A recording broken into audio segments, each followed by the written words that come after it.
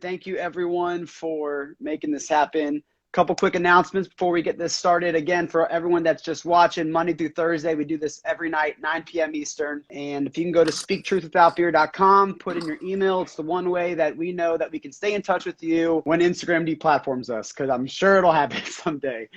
And then we had a podcast come out today. Who saw the podcast? Put in the comments if you did. We had a podcast come out with King Cat Kevin. We talked an hour into the depths of Marxism, which I want to touch on today a little bit again, because I know that I've seen all of your guys' pages. You guys have all been talking about it. And Robbie is Cuban, so it goes back with his family, and it's personally affected his family. And I remember you telling me about that when we had dinner, and I would love to touch a little bit on that. But the podcast came out. It's on every podcast platform. And if you prefer to watch it on video, it's on Rumble and YouTube and all that good stuff. But with that said, let's talk about the current events, guys, real quick. I think the big thing today, Kamala Harris decided to announce that she's going to the border. I wonder why do you guys think, and this could be open form, you take it out however you guys want to say it. Why do you think she decided to go to the border? She decided that she's finally going to do her job. Oh, no, actually, it's because Trump said he's going to the border. And then, of course, she's got to do it now. I mean, so it forced her hand into doing this. My only regret is that this did not happen sooner, which Landon could definitely talk about. She's been railing on Kamala for months and months and months for not going down there. Yeah, cackling Kamala is what I call her, because she literally laughs in our faces whenever we bring this issue up. It's just unbelievable. If this was any other vice president, other cabinet member that was delegated to this duty and didn't go down there, it's absolutely insane. She is totally, she should abdicate her duties as VP, because this is a complete moral failure, job failure, that she hasn't gone down there and faced and witnessed the very lives that their irresponsible rhetoric, their detrimental, failed policies have ensued on these poor, vulnerable people that are being used, particularly children, crossing the border. I'm enraged by it, and there's just no excuse for it. So, do you think that when she goes to the border, do you even think that she's going to go inside and see and report it? I feel like she's going to completely downplay, oh, it's completely fine. The complete opposite that AOC and you know why did she 4 years won't? ago. Yeah, you know why she won't is because the Border Patrol there, they've basically been given a gag order by the Biden administration. And they've revoked things like DNA testing, which we really need to make sure that the people coming across are with children that they say they're with, that are family members. So, all of their policies are an utter failure, and everybody who works that border knows it. So she doesn't want to embarrass herself. She doesn't want to look these people in the eye and have them tell her to her face that this is, hey, I found the root cause. It's you. Yep. She doesn't want to go down there and hear that. So she just wants to make an appearance to say, hey, I visited the border like Europe. So, okay, so what policies, because I know it's easy for us to be like, it was good under Trump. What is why at the border in just a couple of months do we have this problem? Because we didn't have I can explain it very clearly. Please. It's incentives. Incentives is the issue. Our incentives are all messed up. During the Democratic primary, every single candidate on the Democratic side promised free health care, free this, free that. They offered every benefit in the book. Why wouldn't you come illegally if you were offered all these benefits when your home country would not give you those benefits? Wow. And you live in one of these other countries, if you're an economic migrant, for them, the incentives all line up. Now, that's why my solution to the problem is very simple. And it should have been, a lot of people, this blows their mind when I say it, because they're like, that's so incredibly simple. It's insane that this has never been the policy of the United States. So here it is, my magic bill that will help stop a gigantic percentage of the problem here. Are you ready for it? If you come into our country illegally, you will never be allowed to become a citizen of the United States, and you will never be able to get benefits in the United States. With a couple tiny exceptions, if you come from a country where they're trying to murder you or kill you for your political beliefs, you're being chased down credibly, where the U.S. intelligence community, we can back this up and say, oh yeah, they're being hunted by a cartel because they did X. Okay, those situations, that's true asylum. So yes, we still take asylum. We've always take an asylum. You know, that's not a radical thing, but would be radical in this system, which is crazy that it's radical to say this, but that if you come here for economic reasons, you're an economic migrant, you come to our country illegally, you can never become a citizen, you can never get benefits here. That changes the incentives entirely, and you get rid of about 70% of our problem then. And then the remaining percentage, you can then focus law enforcement on the insane number of traffickers and cartel members who are coming and invading the border. And that's something, you know, my wife, Landon, down there, she could talk about extensively because that's the area she covers. But that's where you need the manpower, and you'd suddenly have it freed up to be able to attack those things if you get a bill like that forward. So that's a bill I plan to put forward once I'm in Congress. Well, yeah, you play. Wait, are you running for office or something? I am. I'm running for Congress. Robbie Starbuck, which, you know, we're going to get into. Robbie Starbuck is running for U.S. Congress in Tennessee. Why do you think I have this pin? You only wear these pins if you're running for Congress, okay? It's a thing. That's true. I wore it at CPAC just because I wanted to be patriotic. And then everyone's like, "Are you running for Congress?" And I'm like, "No." How dare you? This is only for us who are running for Congress, because it's a. I actually, you know, I wasn't wearing one for like at all, and a representative, you know, an elected representative walks up to me and he's like, "Dude, I'm giving you this. You have to wear this." And I was like, "What do you mean?" He's like, "It's like a, trust me, it's a mental thing. You have to wear it." And so I was like, you know what? I'm not cutting my hair already, and that's driven some people crazy. I could wear the pin. The pin's not going to kill me. So I put the pin on. And you know what? I actually like the pin. I got to be honest. I do like it. Have you had people literally tell you to cut your hair?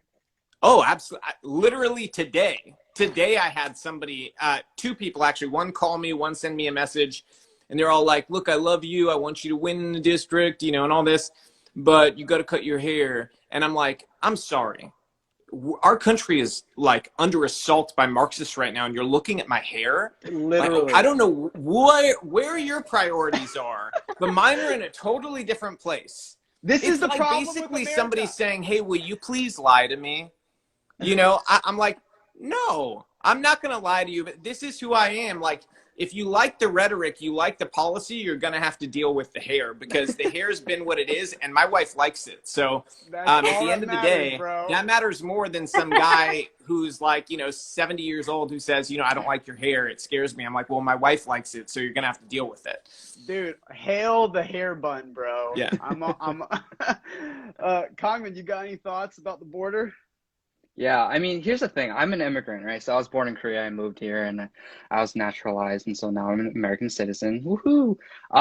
But it's like it's really interesting to me because everyone thinks I'm like xenophobic. Oh, I'm a race traitor. I hate like, oh, like if you support, you know, strong border security, then you hate your country, you hate your people. And it's like, bro, I didn't come here illegally. And for me, like as a Korean, I actually do know people who struggle and things like that. And, you know, there's been instances where I've heard people of like, you know, coming here illegally, and they didn't know that they were coming here illegally. And then they would come and they would raise a whole family for like, you know, 20 years. And then they find out like, oh shoot, I'm here illegally. But here's the thing. The biggest reason why the Democratic Party, and especially, and obviously a lot of Republicans are like, oh, like, you know, oh, we need strong borders, but they don't do anything about it. And the reason why is because they're just globalists, sold out to China, right? And so what a lot of these people want to do is to subvert America and completely destroy us from within. Because, right, Steve Bannon talks about this a lot, but there's three types of warfare. There's economic warfare, information warfare, and kinetic warfare. And kinetic warfare, obviously, right now, for the time being, we're the strongest military in the world. So China, they can't do anything to us. But what they can do is, right, I think it's like a third of Chinese Americans in this country are like spies or something. They subvert America. They start to buy out all the politicians, right? Buy out all the land and property, you know, infiltrate all our academic institutions, brainwash everyone, demoralize everyone. And then also the reason why they want open borders, again, is so that a bunch of people would come in, you know, wages will go down, you get free labor. On top of that, you completely subvert our American national identity. Yes. See, as a country, if we don't have a shared language, shared culture, borders, like what do we have as a country? We're not some idea. America is a country. And so what's happening right now is like all these globalists and elites they're safe, they're paid out already, so they're like, okay, I'm just gonna do whatever I can to stay in power because they're lustful bureaucrats. And then so they love when all these people come in. Why? Because it subverts America, and it really, really is what you see, what Marx like talked about a lot and his philosophy, but the demoralization and the deconstruction, right? Critical theory is all about deconstruction. Deconstruction of America, not only as a country, but as a society and all our ideals and our national identity to completely crumble it. So that what? We're going to be completely screwed while all our politicians are sold out to China and all these global elites. And so that's the problem that I have. And so many people are so blind to this. They're like, oh, you're so xenophobic. Like, why do we have to fit into the American mold? Because there's a culture. Because we have values as a country. We have a shared language. If you come into this country, I don't know why our English isn't our official language yet. It should be. But like, if you're not willing to learn English, if you're not willing to value freedom, if you're not willing to accept that our value system is rooted in the Bible, if you're not willing to accept that we have amendments, we have rights that pre-exist government given to us by our creator, if you're not willing to accept all these things, what are you doing here in America? And that's the biggest problem I have, because as a Korean, right, I am very proud of my Korean heritage. I watch Korean dramas. I listen to some Korean songs still, although a lot of it's trash these days. But like I speak fluent Korean, and I speak Korean only in my household. But what do I and my other family members do? We all know English, and we participate in American society. We know and we acknowledge that this is the greatest country in the world, and we've assimilated. If you're not willing to assimilate, then you have no business being in this country. I'm sorry. We're the only country where people come in and they're like, I don't want to assimilate. You gotta assimilate. Yeah. That's the only, or else you don't have a country anymore. My family, same thing. That was the first thing they did when they came here, is learn to speak English. And my family never spoke Spanish in public places because they didn't feel like it was the right thing to do. Like, we're not in a Spanish country. We are in the United States of America. We speak English here. So, it's something that I think it was, at least in my family, the assimilation was very important. And I think that's something that should be important, because you need an identity, you need a culture.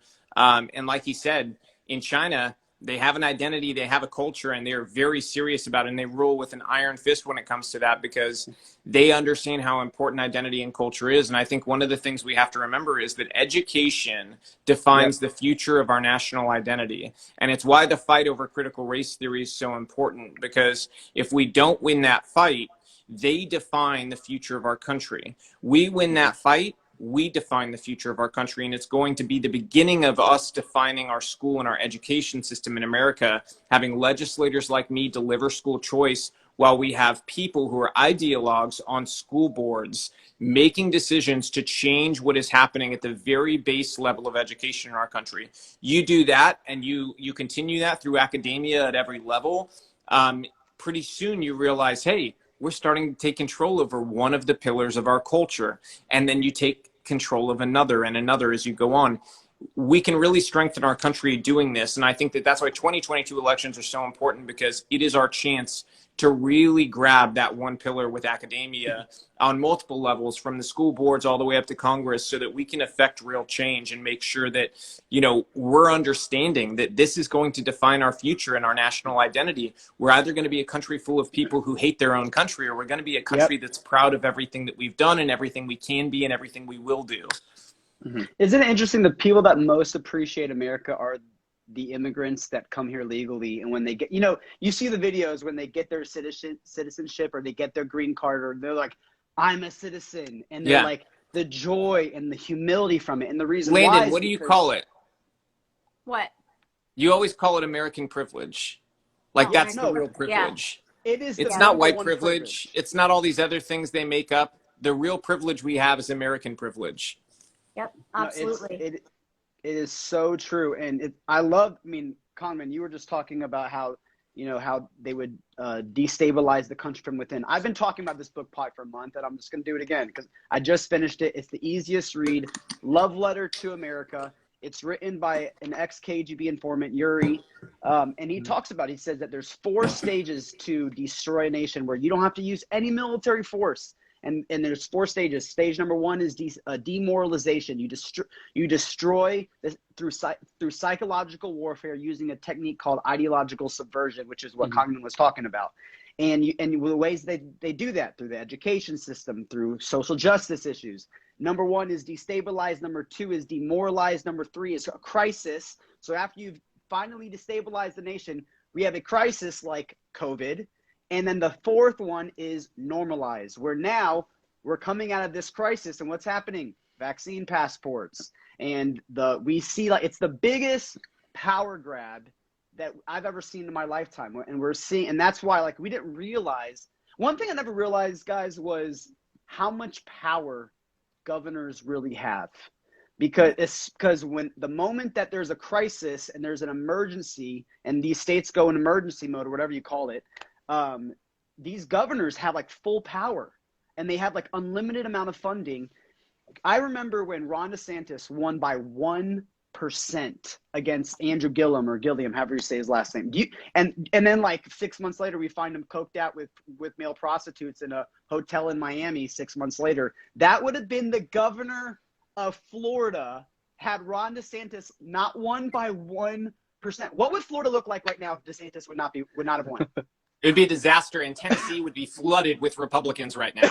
Tennessee would be the reddest state that has ever been. They may have to come up with a new color red for how red it would be here in Tennessee if Gillum was the governor of Florida. We would be in big, I mean, they would have to, I wouldn't have to worry about redistricting because we would be overloaded everywhere. Same thing with Texas. They would be in trouble. They would have so many Republicans going there from Florida. It's crazy. DeSantis has been the best thing that has happened in any of our states. I mean, there's no way around it. He's been the best governor. You posted about DeSantis today. I'm just going to read it. DeSantis announces that he is signing a bill requiring high school students to learn about the evils of communism and its ideologies. The bill also creates a library that allows students to learn about basically real history and the real. I mean, isn't it insane that we are literally? Yep. Go ahead. No, I've said this forever. I mean, it's something I have wanted forever in our schools. You know, Landon has talked about this, or not. We did a show about this. I mean, we have been on this from the very beginning that we have to teach this in our schools. We have to make sure that kids know their history, because if you don't know your history, you are destined to recreate it. And so if we don't teach them about Mao, we don't teach them about Castro, we don't teach them about any of these people, Pol Pot, or, you know, people like Stalin, we're going to have it happen again. Mm-hmm. And so it's an incredible move from him, but this is something I would like to take national when we look at education, when we go and say, because I'm going to be fighting for school choice. I think the dollar should follow the child to the school that's best for them. And when we do that, it should go along with the argument that we need to ensure our education is covering the basis of these facts, not about theory, not about ideas, not about social preferences, but about facts. This is a fact that this happened. It is the most heinous death toll of any ideology or system that we've seen. And so it's something we need to educate our children on. You know, Landon, could you tell them about the book that was in our kids' book fair with Karl Marx on it? Because this is where we're headed, even in a red state like Tennessee. Well, I mean, they've taken over every aspect of academia, including the publishing. So all of the curated books that kids get, even to the scholastic book fairs that we used to enjoy as kids, they inject this Marxist, far left ideology for kids to, even our kids who are half Cuban got a book, which was basically an ode to Karl Marx. And it was talking about Fidel Castro and Che Guevara as positions of esteem. And this happened to our— They were heroes. Yeah. They had a poster in our teacher. This is in a private school too, nonetheless. You know, we thought we were doing something good by literally paying to get our kids indoctrinated. I mean, it was a complete waste of money, big mistake. But this is, I don't want other parents to make that mistake. We took our kids there, and our daughter actually told us, like, hey, there's a poster of Che Guevara. So they've weeded out the teachers, the real educators, and they've replaced them with activists who are training and indoctrinating kids into becoming activists themselves, whitewashing history to their version, their Marxist lens version. And in fact, they're teaching racism with the critical race theory. But then also there's the, when we're talking about ideological subversion and the morality, attacking morality, you do that most effectively by attacking sexuality, because it's inherent to the nuclear family. And the radical sex ed that's being taught under the guise of being inclusive to, trans and LGBTQ, LMNOP issues, this is happening underneath that guise. So people, I think, are scratching the surface, seeing, oh, this is a gay initiative, or it's actually not. It's way deeper than that. Well, and we had, and last Friday, which I believe she's in here right now, Lilith, Teachers for Trump. She is the teacher that her video went viral last week, where she would talk to the students, and she was at the school board. Oh yeah, she was awesome. And one thing that she mentioned, which was very interesting, she goes, it really starts with the teachers, because the teachers are the ones that are being indoctrinated through their education process of becoming a teacher. Yeah. So it's like, the teachers actually believe the curriculum that they're being given, and then they're teaching it. And now we're at a place where, I don't know if you guys saw, I think it was actually the same school board last night, parents are getting arrested for speaking out against critical, like we've had, do you know how many riots, the District Attorney of New York just dropped all the charges of 20 BLM protesters that looted and destroyed buildings. And then we have parents being arrested at a school board meeting because the school board meeting won't show up, and they left the meeting halfway through, reasoning because they do not want critical race theory in the schools, and they don't want their 5-year-old kid being taught about how to masturbate and anal sex. It's about time that people on those school boards got arrested, because what they're doing is disorderly 100%. conduct. They're the ones that are out of order here, not the parents. The parents are doing what their job is as a parent. And I have to say, you know, one of the things I've talked about a lot, I've been doing a lot of campaigning where I go in person to all these groups, 50 to 200 people at each group. And in each one of these groups, I keep hearing a common thread where parents feel like my right to be a parent is being assaulted. And it's these parental rights, these encroachments on parental rights, they need to end, you know? And so we need people who are ideologues that are going to say, I don't care what anybody else says up there in DC. We are going to deliver rights back to parents, because a big part of our health as a country begins with having healthy families. Healthy families means parents in control. It means that you not only honor, but you put in a level of importance on parenthood, of having mom and dad there and being present and being able to know that they are the ultimate say, not your school, not your guidance counselor, not somebody at the school board, but your parents. And if your parent says, no, you know what, this isn't appropriate for you, that your parent knows best, not the school board. And so I think that's something that, you know, we're going to have out. And unfortunately, there's rhinos and Democrats who don't feel the same way. So we need normal people on our side to be, you know, activists with us, but also to help us fundraise, because ultimately the power that these people respect. And I think this goes into a lot of issues. This is something, you know, that's really important. And I'm not just saying this for me, I'm saying it for all candidates, because it's a very important thing that people realize. In DC, with the people that you get upset with because they don't do what they say they're going to do, you calling and emailing really doesn't matter that much to them. It matters a little bit because they can be pressured here or there on it, but on the wide scale of getting good behavior out of these people and getting your leaders to fight for you, what matters actually is fundraising. And so if you look at what Obama did in the Democrat Party, the reason he was able to extract the amount of power he was able to extract and fundamentally change the future of the Democratic Party was because he built a behemoth in terms of fundraising. There is nobody with that America First ideology on a congressional level who has that fundraising power, who is able to say, you know what, I don't take money from Amazon, I don't take money from corporations, I don't take money from big tech, but you better listen to me because I have an army of people behind me who I'm fighting for, and I raised more money than you did last month from your mom and dad at Amazon. You know, I call them, it's like their parents, you know, they're in love with these companies, and these companies stab normal working people in the back left and right, destroy their businesses, and treat their workers terribly. And yet we still have some people willing to fight for them because they're willing to stick cash in their pocket. We have to change the way we fundamentally think about fundraising. We have to fundraise very strategically towards specific ideological candidates who we know are not going to bend and break, so that those candidates can then not only be our voice, but put fear in the establishment, because that is what the establishment responds to, is fundraising power. They look at that and they fear it. It's why Obama was able to do what he did. You look at the present day Democratic Party, how far left they are. It is 100% of his ability to build a fundraising behemoth back then.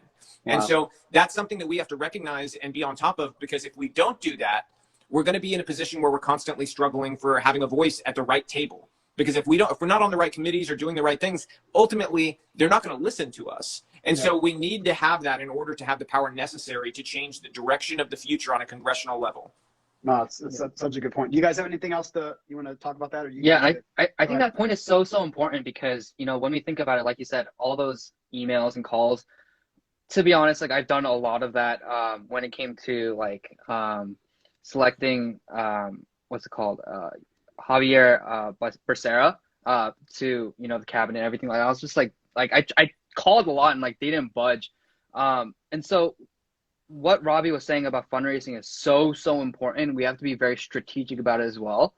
And so that's why, I don't know if you guys wanted to talk about this, but that's why the whole beef with Candace Owens and Kimberly Klacik is actually very, very important, because I hate unnecessary beef. Like the reason why the left is so strong, one of the reasons is because they're collectivists. So whenever their cult leaders say, we're going to do this, they're like, yes. And they just blindly follow and just, you know, obviously being led to slaughter. But they blindly follow, and they have power in the masses, and just with one straight ideological bent, and they just go with it. So I do hate, you know, infighting and unnecessary beef. And I see a lot of Twitter feuds, and I'm like, okay, that's just I really mean, but immature. it's dude, this Kimberly Clay. Sorry, not to cut you off. Yeah. This Kimberly Klasick thing. I mean, because at first I saw the Tatum video, like Brandon came on, and I was like, okay, let's see. I think Brandon's in here, by the way. Is he? And I love Brandon. So I saw Brandon's video, and I'm like, okay. But then I saw Candace's video, and I watched the whole live. And I'm like, okay, if they raised a bunch of money and they did a little bit here and there, okay, that's one thing.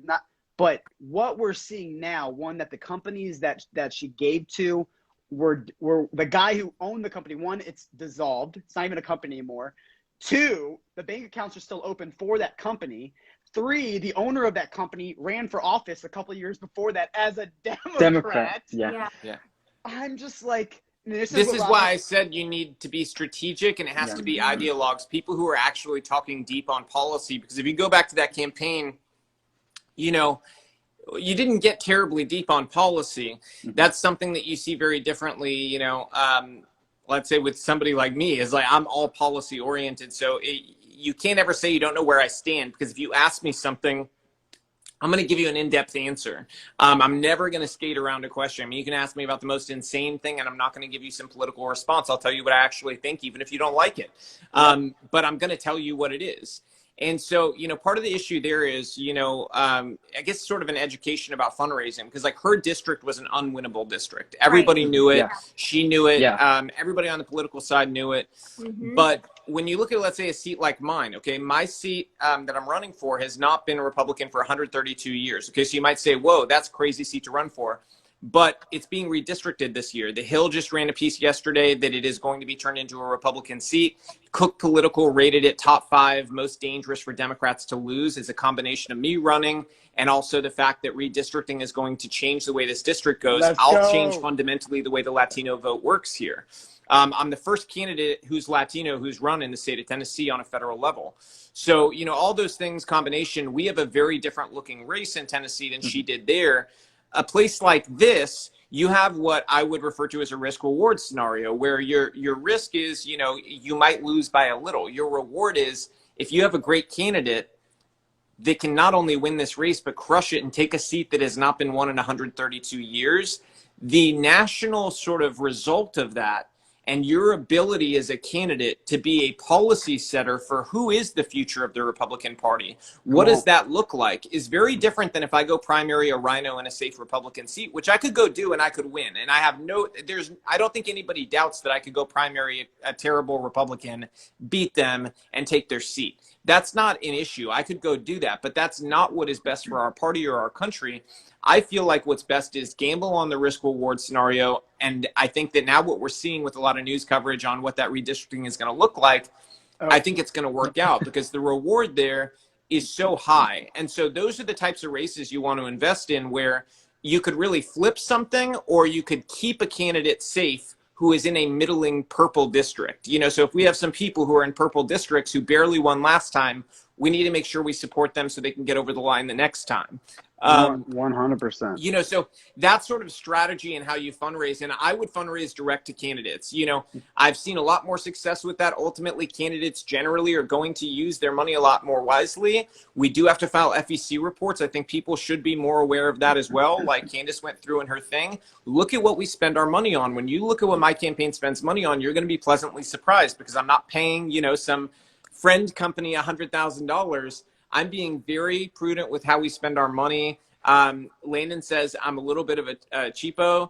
I am, but I do it because I'm doing it for our donors. I feel like it's my job to be fiscally responsible with the money they've entrusted in me. And I want to build a war chest so that we can not only win this race, but also, like I said, be able to take to DC the power structure that they respect, so that they have to listen. And once you have them there and you're able to say, oh, you don't want to listen to us about this bill? Okay, cool. Well, I have an extra $200,000 lying around, and we're going to go after your seat. Yep, exactly. You have to be able to have the power to do that, and you have to have ideologues willing to do that, who don't need those rhinos to be their friend. I don't need any of them to be my friends. I have friends. I'm happy. I don't need any friends. We've been talking about for the last like 6 to 9 months, we need America First Republicans in office. Like Robbie is running. I feel like I've known you for years, but it's only been a couple months. But we've talked so much. We've done so many lives. We've done clubhouses. I've listened to Robbie talk for the last couple of months. Followed his work. I've had dinner with him. I'm so pumped because this guy is going to be in DC, and not only is he going to put the Democrats on watch, he's going to put the rhinos on watch, and he is going to get it done. America first. That's what we want. Everyone, Starbuck2022.com. Make sure you guys donate and support Robbie. Share his videos. I also posted a video today of his campaign video. Make sure you guys, it's the last post I did. Share it, get it out. If you live in Tennessee, volunteers, I'm sure they're looking for it. Make sure you guys go to that website.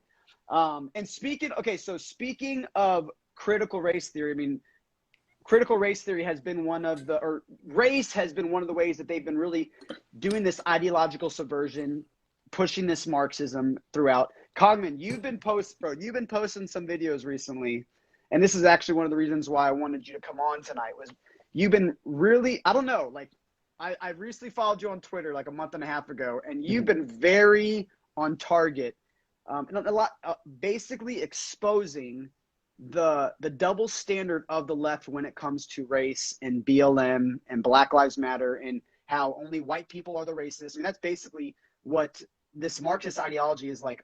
Only half of the population is racist and the other half cannot be racist. And you've been focusing a lot on Twitter and the video that you've posted. Recently, you posted a video of Giovanni, who was the Puerto Rican dude that got completely murdered with his wife. Did his wife die as well? Yeah, she died as well. Wow, dang, that's crazy. So I mean, you're posting these videos. What is the message you are trying to get across, to try to show this double standard? Well, the conversation around race is so stupid. Like, I posted a video recently, just like a funny one, poking fun of Barack Obama. Like, he's half white and half black, right? So it's like, what is he? Like, honestly, what is he? Is he black or is he white? Like, is half of himself oppressing the other half?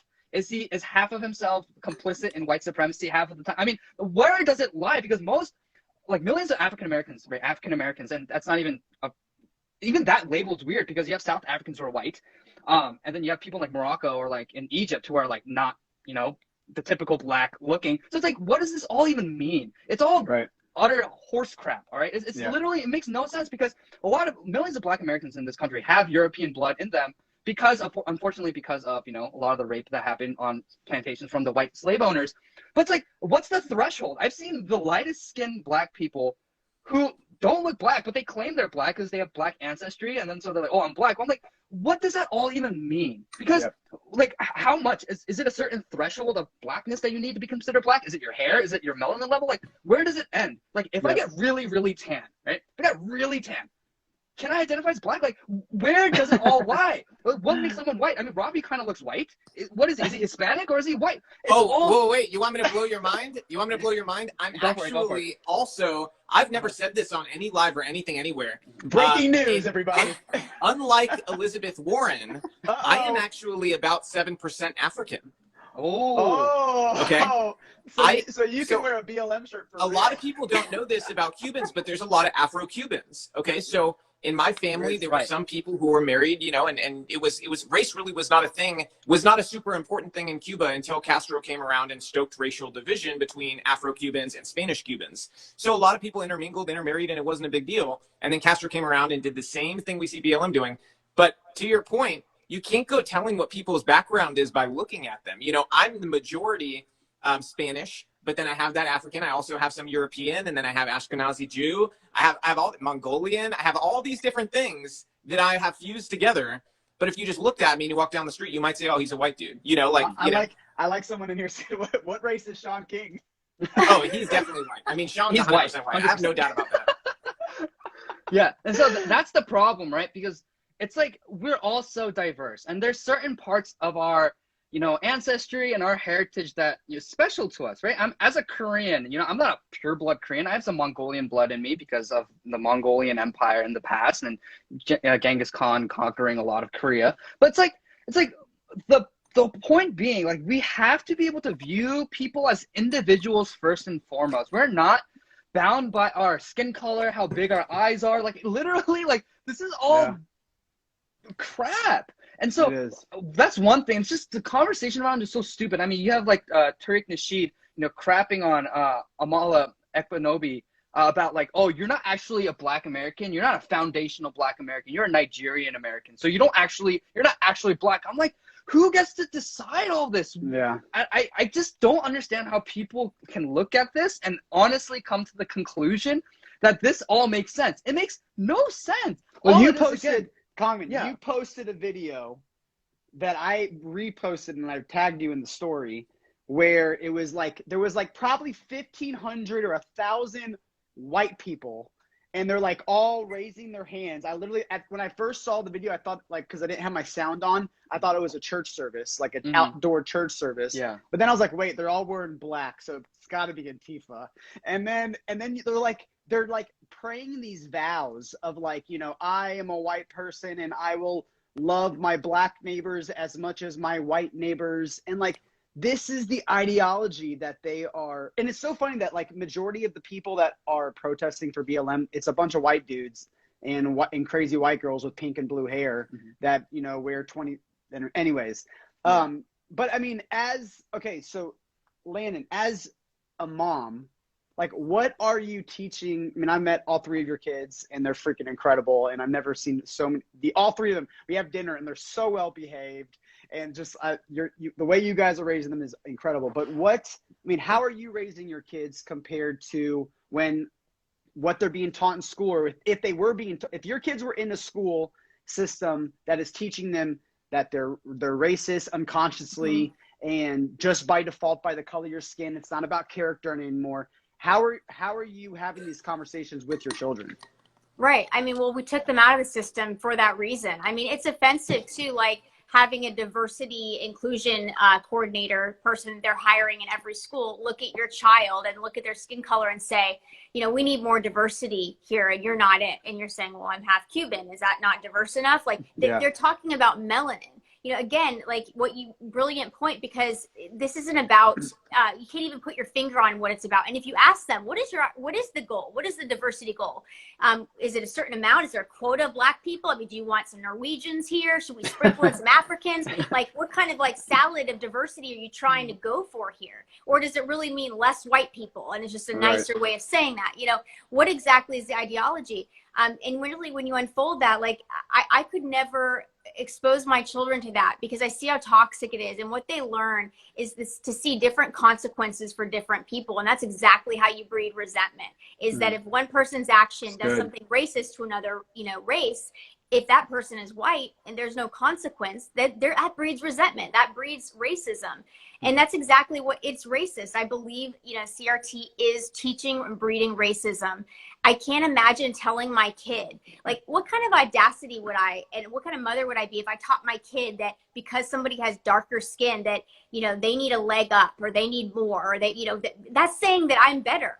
I could never say that, because I don't believe that. So I think it's offensive. I think it's racist to ever predetermine somebody based on the color of their skin. And it's so incredibly disgusting that we're even having to like have these conversations. And when I was growing up, it's mind-boggling. I never had, like, it never crossed my mind when I would see my Black friend or my Spanish friend. And I grew up in a more minority neighborhood growing up, and like it never crossed my mind like, hey, like the tension that we have now, and like I even notice it myself when I'm a lot more cautious about what I say. Where back then, like, I was called the N-word by my Black friends. Like that was, I mean, I said the N-word. No, yeah. Now I can't say it anymore, but I literally said it with my Black friend. No, well, yeah, they would call me it, and on the basketball court, like the tension that is now today, and that's why I believe we're a less racist country today than we were back then. But I feel like the racial tension of where we are now compared to when I was a kid, you can't even compare. You just put that perfectly. We are a less racist country now, but much more race-obsessed country. Right. And the racial division and tension is much higher than it was. We talked about this recently. I don't remember in the 90s, 2000s, I never thought about race. I never thought of it at all. I had friends from all different backgrounds, and I never thought, oh, my friend is black or my friend is this. They were just my friend. You know, I think my friend has this quality or that quality. And that's what we ultimately want for kids is I want my kids to not be assaulted with these ideas about race every day. I want them to be able to just say, hey, you know what? Me and Joey get along really well because we both love this, we both love that. And for my daughter to say, hey, me and Tanisha, we're best friends because we both love horses so much, and that's all we care about, and we know everything about horses, and to hell with everything else. You know, all of the immutable characteristics don't matter. What matters is where's your heart, what do you believe in, what do you care about? And let me say, you know, one of the things that is the most freeing things, a lot of people, because of my Hollywood background, having directed, you know, big actors and music stars and stuff, they always ask about that whole deal.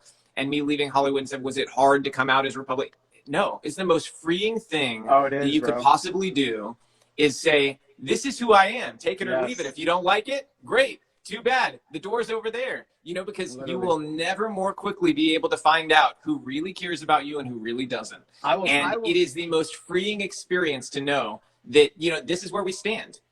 I will totally second that because I lived in Hollywood. I've worked in the music industry for the last 8 years. I just moved to Florida about 6 months ago.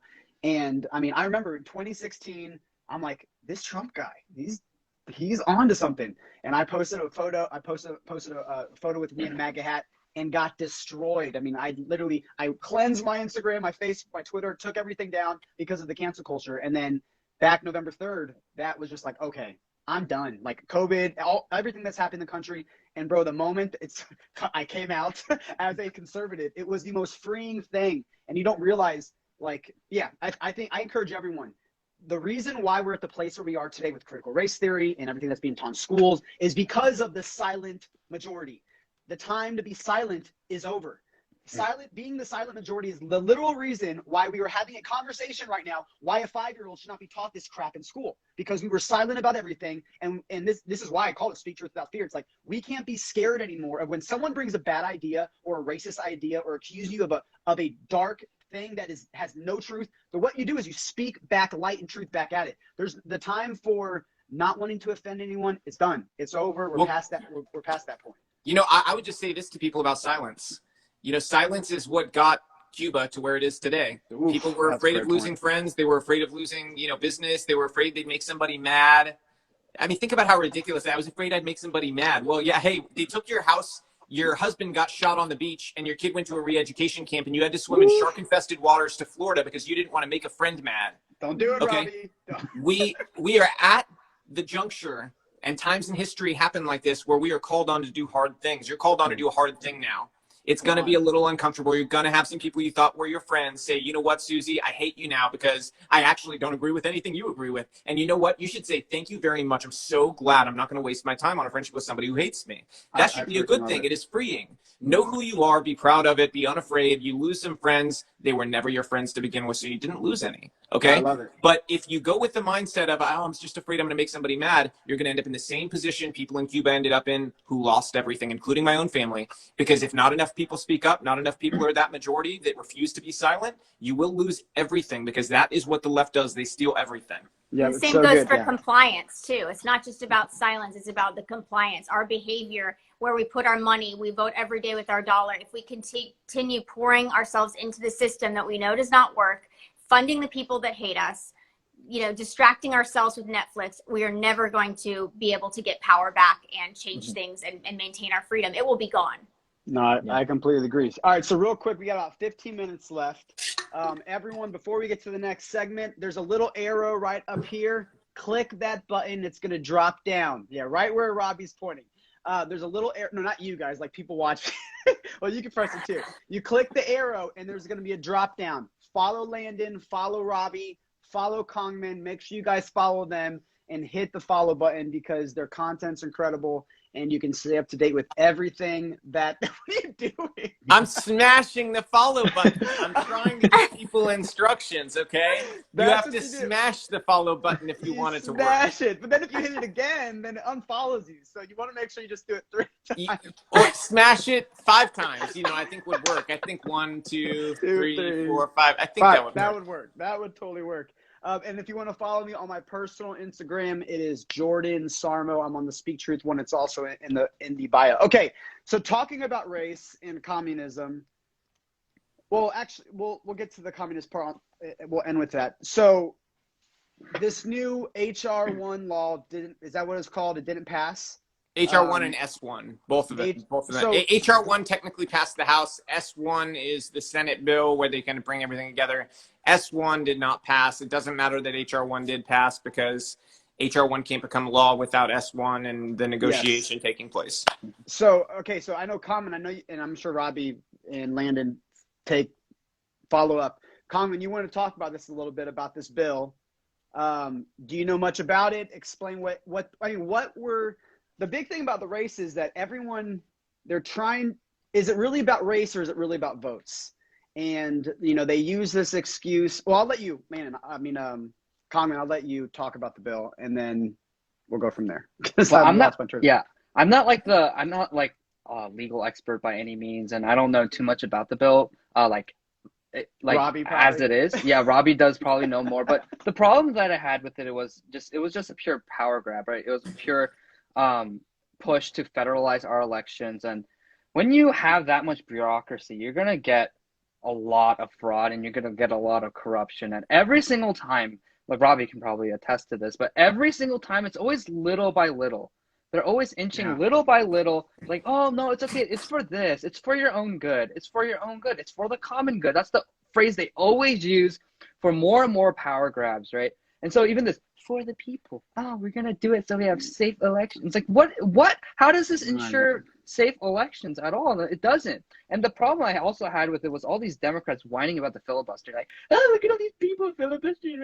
I'm like, dude, literally for the past 4 years, you guys have been celebrating. Whenever you block something in the Senate, you're like, oh, look at us. We're like, AOC's like, oh, look at me. We're so proud with the high heels and in the Congress. Yeah, like, we filibustered. Republicans didn't get their way. I'm like, can you just AOC just makes me so, I usually don't get that mad. I do get mad at a lot of issues going on, but I don't get mad at particular people. AOC just makes my blood boil because not only does she have millions and millions of followers and a lot of teenagers and young adults who idolize her, she lies all the time, and she literally doesn't even know what she's talking about. Yeah, she's actually not very smart. That's the part that makes me mad. She's very smart on marketing. I'll give her that. She's not very smart on policy. Mm-hmm. She's a great marketer. She's done a great job on that, and she's a good organizer. She is an absolutely horrific policy person. Well, Robbie, you're going to be going to DC in 2022. We're just speaking it. You're going to be there. What are you going to say to her when you have these? Because you're going to meet her. Yeah. You're going to be able to have these conversations. Are you looking forward to that day? Absolutely. I'm looking forward to the day that they bring forward a socialized healthcare bill. That's probably the one I'm looking forward to the most, so that when they give their little spiel for social media that they think will go viral, I can embarrass all of them by putting up pictures of the hospital bed that my aunt died in Cuba, that they have praised. And I can put up the quotes of her and Bernie and Ilhan Omar and Katie Porter and Karen Bass. And I won't forget any one of these people who praised hospitals and healthcare in Cuba. When my own aunt years ago had pain in her stomach, went there and tried to get help. It took 3 years to get a scan. By the time she got a scan, she had terminal cancer. She died in a cold metal bed with a sheet and blood on the walls with no medicine because she was deemed not savable. So under their system, she was no longer a person worthy of being given even painkillers. She was a cost. She was a cost analysis, and she wasn't worth the cost. And so that is what that system breeds, that they have praised. They have specifically praised that system and how wonderful it is. So I'm going to make them look at the result of the system they all love so much, and then see emotionally if they've had their feelings fest after that, if maybe those pictures and that type of visceral story might be able to break up the party for them. But there's going to be a whole lot more. They better get used to not having Republicans on defense, because I don't believe in defense. I believe in offense. And we need people who are on offense all the time. I'm going to make them play defense. I'm going to put them on the run for once. We need people who have a strategy and a plan to go after them, because that is my job. That's what people want me to do. They want me to stop the far left. And so I'm going to do everything in my power to stop those people. No, it's so good. I wrote down these numbers 2 days ago. Deaths from communism, the estimate is 150 million people. We're talking China, Soviet Union, the Russian Soviet Republic, Cambodia. I don't understand how you've had so many failed ideas. And then you just look at China right now. You look at Cuba right now. You look at North Korea. In China, you literally have I said this in the podcast yesterday. So many people are like, man, if I was living during the days of Hitler and in Germany, I would speak up. It would never happen on my watch. It would never happen. And now we're living in a day where it's literally happening right now in China. You have hundreds of thousands, if not over 1 million Uyghurs having a full-on genocide and slaves. And our entertainment industry, our athletes, they're calling America the most racist country in the world, but then they're going over to China and having entertainment and playing basketball. LeBron James, like this is what we're dealing with. And again, I do believe this goes back to the education system. Our education system has been fully infiltrated to the point where now students think that communism and socialism is a good idea and that it's worked when it never has. You guys have any thoughts on that? I mean, you're preaching to the choir with me. Yeah, I mean, it's just so frustrating because, like you said, these people, they're so unbelievably like not self-aware. They just don't understand what's actually going on in society today. They live in a fabricated, like they concoct these like fantasies for themselves. And they're like, oh, like I am fighting against the oppressors. It's like, honey, you can get people fired for their opinions. You are the oppressor. You're not the oppressed. You're the ones who are hurting other people. Like, honey, no. And here's the thing. It's like, it's just so honey, frustrating. No. Because like they say, like, oh, you know, if back in the day, 100 years ago or I would have spoke. You said Nazi Germany, you know, like I would have spoke up for Jews. I would have. I'm hearing myself again. But and like they say all these things, but it's like right now, especially for conservatives who are closeted, we said this before. Now's the time to speak up. It's like the time to be silent is over because we've tried that and it's failed. And all our institutions, literally from academia to Hollywood to mainstream media to big tech, all of these people have adopted the far left's ideology. Now's the time to not be silent because right now, what's the worst that can happen? You get canceled from some friends, and maybe from like a big corporation, you might lose your job. And I'm not unsympathetic to that. I have a full-time job as well. Thankfully, my company hasn't fired me yet. But right now, like even if you get fired, we still live in a time where you still can find a job with a lot of conservative organizations. You know, I've had a few like conservative companies reach out to me for like advertisement. I'm still working on that, but like they exist. They're out there. There are jobs out there, and there are conservatives who will support you. You just got to branch out. You got to let yourself and let your voice be heard. And so now is the time to not be silent anymore and to speak up because they always take power inch by inch. You know, Hitler, one of the first things he did when he got into power, he cleaned and disinfected all the factories and all the institutions. This is the weirdest thing, but that's what he started with first. Why? Because he wanted to win the trust of the people, and he said, "Oh, like, just it's for your own good. It's for your own good." And people are like, "Oh, he does care for my own good, right?" These politicians don't care about you. I'm sorry, they don't. But then they're like, "Oh yeah, like Bernie Sanders, AOC, they care about me." AOC literally let her abuela live in like a dilapidated home. Hashtag save abuela. To score political points against Trump while she bought a Tesla, lives in 2 like luxury apartments with like what, a jacuzzi or something. Like she lives in luxury, and she let her abuela live in poverty in Puerto Rico because she wanted to score political points. These people don't care about you, so and don't then trust them. Gave like $200,000, and then she rejected the money. She's like, "No, she rejected the money." I mean, that's the thing. These politicians, especially the Democratic, but even like the neocon, America Last, Republican, Rhino squishies, they don't care about you either. So what we have to do is we have to fight on a grassroots level and continue to take back the power because it is we the people, and the government, honestly, according to the Constitution, is our servant. Yes, it's so good. So we got about 5 minutes left before we wrap this thing up.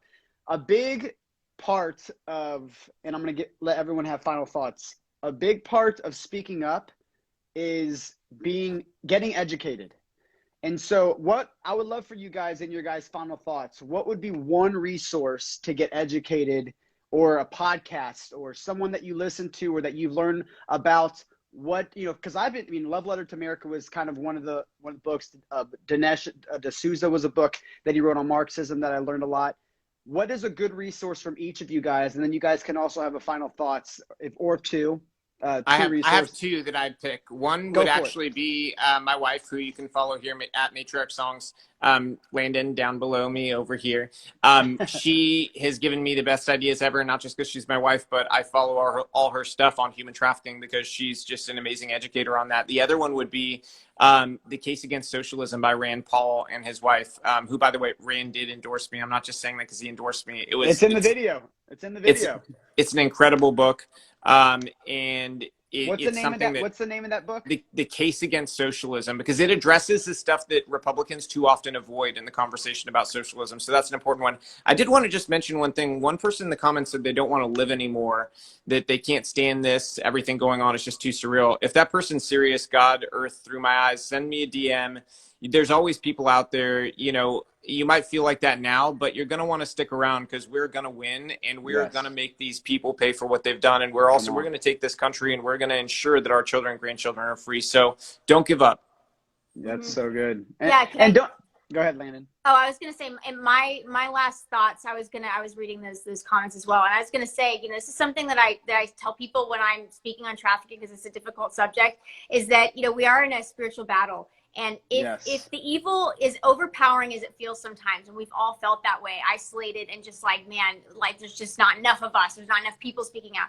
If the evil was that much more powerful, they would have already won long time ago. Okay, they have every pillar of entertainment, culture, all of this. We know this, but there are plenty of us. There is a light force. There are people rising up, like my husband, like myself, like you guys, and everybody here watching. So if the evil was going to win, it would have already happened by now. So take solace in that there is a reason that it hasn't, and it's awakening others that are still sleeping, and it's our job to bring everybody forward together. We're going to be in this together for a long time fighting. So I just wanted to share that. No, it's so good. Conman. I have two resources. One is the Bible. I've seen a few comments talk about it, but it's really funny. A lot of people say, "Oh, it's such an outdated book." It's like, it's really not. It speaks to every single thing that we're seeing today. It talks about LGBTQ issues. It talks about socialism. It talks about communism. It talks about economics. It talks about, gender roles. It talks about all these issues that we're dealing with. It even talks about virtue signaling. In Matthew 6, Jesus says, "Don't let your righteousness be shown, or else your reward in heaven will be few." Like,